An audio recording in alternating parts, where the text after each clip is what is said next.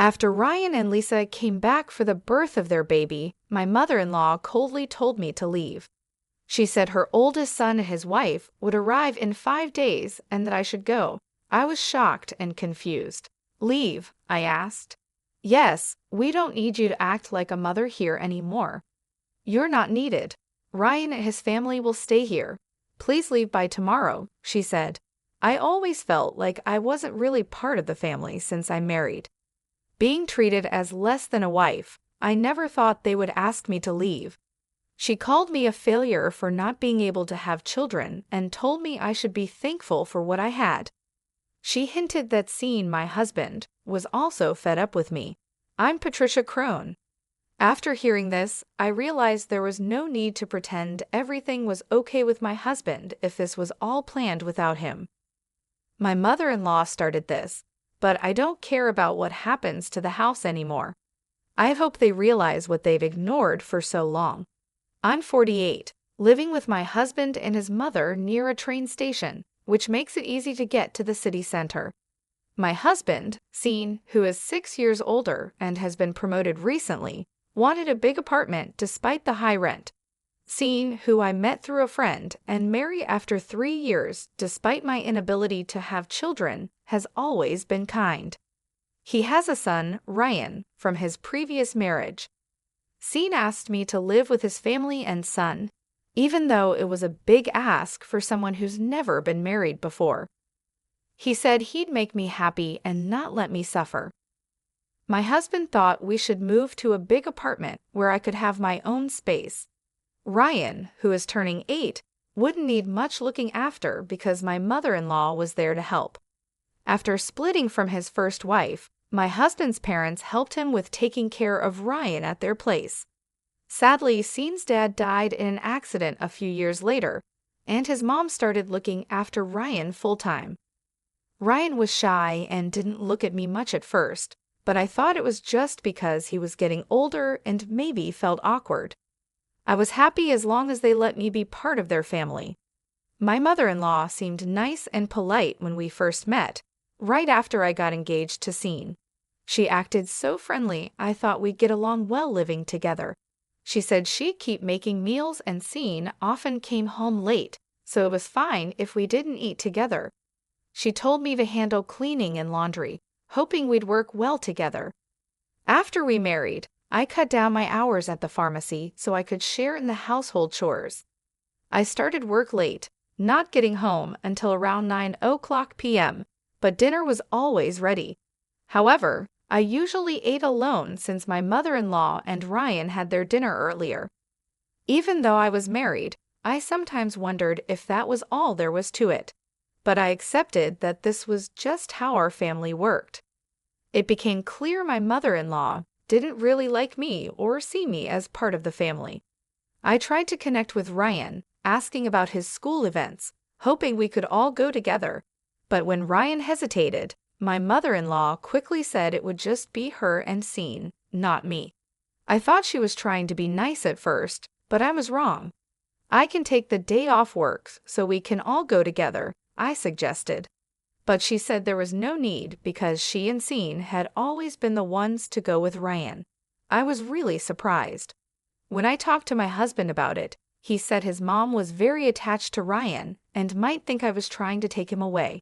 He promised to speak to her about it. I started to go to school events as a stepmom, but Ryan and I didn't spend much time together. Sometimes I felt like Ryan wanted to talk to me, but my mother-in-law always interrupted. I later learned she had been saying bad things about me to Ryan, like I would be happier without him. She made it seem like I was a bad person, which could easily make a young boy distrust me. I was shocked because I never thought she would do something like that. After Ryan finished high school, he moved out to live with his girlfriend and left for college. Soon after starting his job, he married her quietly and moved away. Once Ryan was gone, my mother-in-law stopped doing any housework and seemed to enjoy making my life difficult. She stopped cooking and would wait for me to make dinner, even though I was not good at it. She would watch me cook and then criticize the food, saying it was terrible. She even said it was good that Ryan never had to eat my cooking. If she didn't like my cooking that much, she could cook herself, but it seemed like she just wanted to criticize me. It wasn't just the cooking. She complained about everything I did, from cleaning to laundry, asking if my family ever taught me anything. She made me feel bad about myself, even criticizing my family. In my frustration, I tightly clenched my fists. My mother-in-law often said harsh things to me, like questioning how I managed to win Scene's heart when she saw little appeal in me as a woman. She repeatedly blamed me for Ryan's departure, insinuating that if I hadn't entered their lives, they wouldn't be suffering from what she implied was empty nest syndrome, a term used to describe the loneliness parents may feel when their children move out. I tried to convince myself that if venting her frustrations on me made her feel any better, then I could endure it for the sake of family peace. However, her negative attitude towards me intensified with the news of Ryan's wife, Lisa, being pregnant. The joy my mother-in-law showed upon hearing about the pregnancy was beyond anything I had witnessed before. She was ecstatic about the arrival of her first grandchild, saying it was bound to be adorable because it was Ryan's. The excitement she and Ryan shared was understandable, but her behavior seemed excessive, especially after Ryan asked if Lisa could have the baby at our place, given the distance to Lisa's family home and their lack of nearby support. Following this request, my mother-in-law's enthusiasm knew no bounds. She immediately started preparations, from cleaning out Ryan's old room to listing all the necessary baby items. It was as if she was hit by a wave of great-grandchild fever. Naturally, these preparations meant more work for me. Coming home from work today, I was greeted with a list of tasks: vacuuming, wiping floors, cleaning windows, and even waxing them, all in preparation for a department store trip to look at baby cribs. The physical toll of cleaning and waxing late into the night, after already long days at work, was daunting. Any attempt to cut corners was met with demands to redo the work. To make matters worse, my mother-in-law began requesting money for the baby preparations, leading to our house quickly becoming cluttered with baby items. When I suggested that it might be excessive to prepare so much before Lisa and Ryan's arrival, and that perhaps we should wait to choose items with them, my mother-in-law accused me of being cold and uncaring. She pointed out that I wasn't related to Ryan by blood, as if that explained my supposed lack of interest. I tried to argue that it wasn't about not caring, but rather thinking that Lisa might want to be involved in selecting items for her baby. Yet my words fell on deaf ears. My mother-in-law's harsh judgment stung deeply. The accusation that I didn't care about Scene's grandchild was unfair. My intention was to respect Lisa's role as the mother and include her in the preparations, a sentiment that seemed lost on my mother-in-law. This ongoing conflict, marked by accusations and misunderstandings, only deepened the divide between us, making an already challenging situation even more difficult to navigate. I tried to make a fair point, but my mother-in-law looked at me with a sharp glare. I realized I might have been too blunt, and she left the room upset without saying anything. I thought about what happened, but I was also surprised by the way she spoke about the situation. The next day, she stayed in her room, probably still mad. Scene was leaving for a business trip and just shouted his goodbye through her door, telling me not to dampen her excitement about the grandchild since she's been different after Ryan moved out. He reminded me of our financial worries, but when I mentioned we should save money for when Ryan and Lisa arrive, Scene misunderstood, thinking I was criticizing his income. He left upset, and it reminded me how discussions about money always seem to end badly. Managing our finances, I've always planned for our future. Scene has given me a comfortable life, and he said my part-time job was just for my personal spending. I've saved everything extra, considering it shared, even though it's in my name. But Scene's salary has decreased over the past 6 years, and with his company struggling, he's not thinking of changing jobs to maintain appearances. Now, I pay the rent while he covers our daily expenses, a fact we hide from my mother-in-law to protect Scene's pride. I came home early one day to apologize to my mother-in-law. She was waiting for me and didn't respond to my apology. Instead, she shocked me with news that Ryan and Lisa were coming back for their baby's birth, and I had to leave in 5 days. Confused and stunned, I didn't know what to say. "I must leave," she confirmed firmly. "Yes, we no longer require another motherly presence. Your role has been redundant for some time. Ryan and his family will be residing here. Ensure that you have vacated by tomorrow." Her words struck me like a thunderbolt, making it painfully clear that I had never been truly welcomed as a member of the family from the moment I married into it. Always viewed as an outsider, the announcement of Ryan's return for the birth of his child underscored this fact unequivocally. "You barren failure?" my mother-in-law persisted. "You were afforded the opportunity to partake in child-rearing. Be appreciative of that. We have no further responsibility towards you. It appears Scene 2 has grown weary of you. Perhaps he's already finding solace with a new companion." Shocked by her insinuations, I swallowed hard. The possibility that my relationship with Scene could be unraveling filled me with dread. Was this a meticulously laid trap I had naively walked into, assuming my husband's fidelity was unshakable? It dawned on me that, up until the previous year, Scene had never been away on overnight business engagements. Resolute, I declared, "I'll leave tonight," as I grabbed my bag and exited the house, embarking on an aimless stroll to soothe my tumultuous emotions. Despite the sting of my mother-in-law's words, I yearned to hear Scene's voice, to confirm his whereabouts directly from him. Yet my attempts to reach him by phone were fruitless. He did not respond to my calls. In a bid for clarity, I contacted his office, only to discover he had requested a few days off. The reality of my mother-in-law's allegations began to weigh heavily on me. Could Scene truly be spending his time away with another woman? As despair enveloped me, tears cascaded down my cheeks. I meandered through the streets, barely aware of my surroundings until a familiar sight halted my aimless wandering. The tavern located behind the station, a haunt Scene and I frequented in the early days of our life here. "It's still here," I mused, stepping into the familiar warmth of the tavern. The owner's initial surprise at seeing me quickly turned into recognition. "Hey, long time no see. It's been about 6 years," I remarked, trying to bridge the chasm of time since our last visit.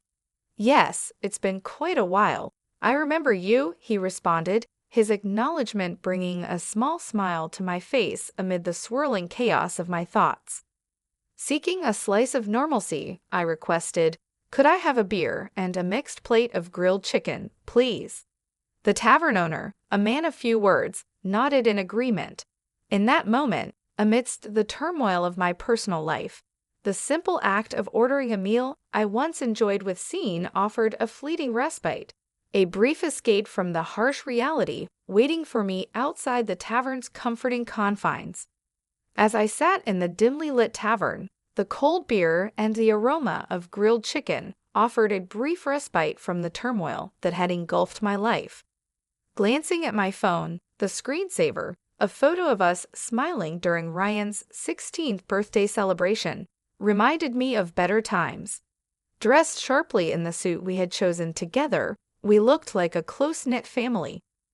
I longed for those days, the simplicity of our relationships before the chasms had widened. The beer seemed to carry away the day's tension, prompting a contemplation of the immediate future. Should I leave tomorrow as demanded? With a sense of purpose, I began searching for moving companies online, identifying one that could undertake the task the next day.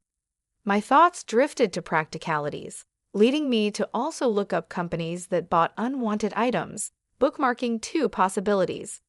A simple action, changing the screensaver on my phone, seemed to momentarily clear the fog in my mind. The food and drink tasted especially good, a comfort in the midst of chaos. I decided to table further decisions until after I'd left the tavern's comforting cocoon. Upon leaving, a surprise awaited me. A young waitress from the tavern, breathless from catching up, called out to me. Recognizing me from the screensaver image on my phone, she hesitated before dropping a revelation that shattered any remnants of denial I harbored. My husband was involved in an affair with two of their employees. We exchanged contact details, her promise to keep me informed offering a cold comfort. The seeds of doubt planted by my mother-in-law's insinuations had sprouted into a stark reality. Rather than succumb to sadness, a fierce determination took root within me. It was time to face this betrayal head-on. Deciding to act swiftly, I arranged for a moving company to facilitate my departure. If this betrayal involved my mother-in-law and Ryan as well, then my ties to my husband were irreparably severed. Returning home, I spent the night packing, a physical manifestation of the emotional distance that had grown between us. The moving company was punctual, a small mercy in the whirlwind of change. As they removed my belongings, every item carried a piece of my presence, a presence now being systematically erased. My mother-in-law's panic at the unfolding scene was palpable, yet my resolve was unshakable. I'm taking everything I've bought. Tomorrow, you can start anew, I declared, my voice steady, a hint of mirth suppressed at her evident dismay. Her protests fell on deaf ears as I directed the movers to continue. She complained loudly, but her words were powerless to alter the course of events. The house was stripped bare of my influence, leaving only the baby items and her ancient dresser as silent witnesses to the end of an era. Well then, I bid you farewell, I said, my parting words marking the closure of this chapter of my life. There should be no trace of me left, so enjoy your life with Sean, Ryan, and his family. Leaving her in stunned silence, I placed the keys on the table and exited, the finality of the gesture not lost on me. The movers stored my belongings temporarily, offering a brief pause in the rush of change. I decided to stay with a colleague, a single beacon of stability in the turmoil. That night, as I lay in a borrowed bed, a sense of completion washed over me. For the first time in a long while, I slept soundly, my dreams free from the shadows that had loomed so large. A week later, the distance from those tumultuous events afforded me a clearer perspective. The steps I had taken, though drastic, were necessary. In that decisive act of leaving, I had reclaimed a part of myself, stepping into an uncertain yet hopeful future. After a while, I finally got a call from my husband. I was already wondering if he was involved in something with another woman. During this time, the young waitress from the tavern reached out to me with a message. She had taken a photo of my husband talking to another woman, not exactly young, at the tavern. It seemed like she wanted to do the right thing by sending me this after following them when they left the tavern. She also sent a photo of them going into a hotel. Seeing this, I felt any love I still had for my husband disappear. I got the woman's name from the waitress and found out where she lived. Armed with all this evidence, my husband called me. "Patricia, where are you? Ryan and his family are here. Aren't you coming back soon?" I told him no, I wasn't coming back because his mom had kicked me out and now Ryan and his family were moving in. It seemed Ryan and his family were struggling financially, bouncing between jobs and now working part-time. My husband tried to convince me to return, saying he missed me. But I told him I was fine and didn't need to worry about me. I mentioned how his mom and Ryan didn't like me and probably preferred having the place to themselves. My comment made my husband silent. He knew his family didn't accept me, but he had ignored it. He said he had something important to say and would come back to talk. A few days later, I visited the house for the first time in a while. There were new furniture and appliances. Ryan and Lisa barely acknowledged me, just nodding without getting up from the sofa. As I sat down, my mother-in-law stared at me fiercely, making the air heavy with tension. Ryan then accused me of taking everything from the house, asking how I could do such a thing when his dad had been supporting me. I explained calmly that I took everything because I had paid for it. I just did what you wanted by removing all my stuff, I said. You must think it's crazy, believing I couldn't possibly afford all those things with just a part-time job at the pharmacy, my husband remarked, looking a bit puzzled. Then he seemed to accept the situation, saying that we had been managing with both our incomes for a while. But then I had to explain further that Scene's job wasn't doing well, and his pay had decreased a lot. For the last 6 years, I've been the one filling in the financial gaps, and now I'm even paying our rent. My mother-in-law was surprised to hear this and looked at my husband. I clarified, I'm not just working part-time. As a pharmacist, I actually earn quite well, now even more than Scene. At this, my husband avoided my gaze, and my mother-in-law didn't know where to look. I then told Ryan that he would need to start paying the rent if he was going to live here. After all the support you've received, it's time you took care of things, I said. Ryan was shocked when I mentioned the rent was $7,500. Good luck, I added, telling him I no longer had any responsibilities here since my role seemed to be over. Ryan couldn't believe it, and Lisa was upset, asking, were we not supposed to live here for free? The thought of them covering rent and other costs seemed to surprise them. I couldn't help but almost laugh, suggesting they could always find a cheaper place since Scene still had a decent income. This seemed to calm Lisa a bit until I hinted about leaving Scene, especially with his new situation involving another woman. That's when Lisa broke down crying, and my husband was confused, asking what she meant. Lisa explained that she had heard about the other woman from his mother. It seemed like it was time for me to end my role as a wife as well.